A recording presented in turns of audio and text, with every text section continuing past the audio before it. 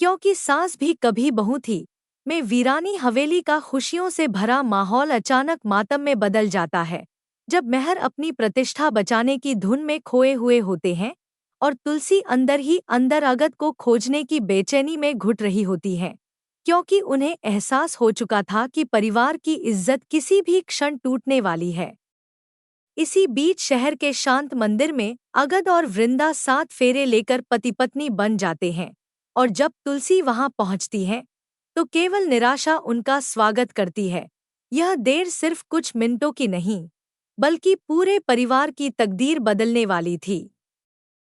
हवेली लौटते ही मेहर का क्रोध फट पड़ता है। मिताली दुल्हन के जोड़े में अपमान से तप रही थी और मेहर एक जोरदार थप्पड़ अगद के गाल पर मारते हैं, जिसकी गूंज पूरे वीरानी परिवार को हिला देती है। तुलसी बीच में आकर अगद की रक्षा करती हैं, पर मेहर को गलतफहमी हो जाती है कि तुलसी ने अगद का साथ दिया है और वह चीखते हुए घोषणा करते हैं कि आज से उनका और तुलसी का रिश्ता खत्म। तुलसी का दिल टूट जाता है, पर वह कमजोर नहीं पड़ती। वह तय करती है कि अगर किसी को घर छोड़ना है तो वह खुद जाएंगी। अपने बेटे और उसकी पत्नी को साथ लेकर वह हवेली छोड़ देती हैं, जिसे उन्होंने वर्षों तक अपनी आत्मा की तरह संजोया था, और पीछे रह जाती है मेहर की खामोशी और एक टूट चुका परिवार। उधर कहानी में एक नया ट्विस्ट आता है जब नोइना की असलियत धीरे धीरे सामने आने लगती है, वही महिला जिसने पर्दे के पीछे से इस सारे ड्रामे को रचा था। तुलसी के जाने के बाद अगद, जो वृंदा से सच्चा प्यार करता है, उससे विनती करता है कि वह वृंदा को उसके पिता से मिलवाने में मदद करे, पर तुलसी जानती है कि मेहर उसे कभी स्वीकार नहीं करेंगे, क्योंकि अब उनके रिश्ते में केवल तनाव बचा है। अगद को उम्मीद रहती है कि मिताली खुद रिश्ता तोड़ देगी, पर उसका इंतजार लंबा होता जाता है।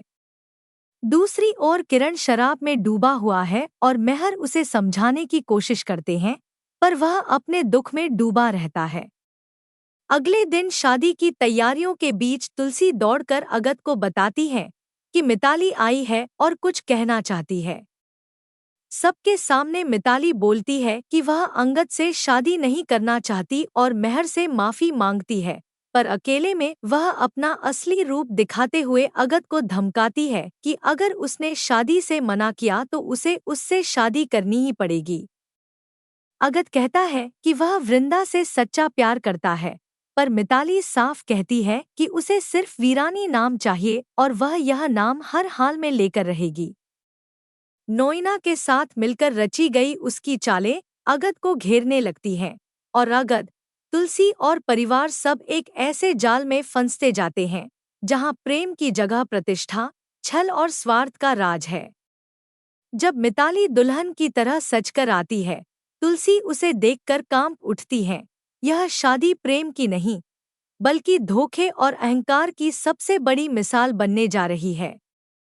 पूरी कहानी एक ऐसे बिंदु पर पहुंच जाती है जहां हर चरित्र के जीवन में उथल-पुथल मच चुकी है, और अगले एपिसोड में नोइना की साजिशों का पर्दाफाश पूरे वीरानी परिवार को झकझोर कर रख देगा।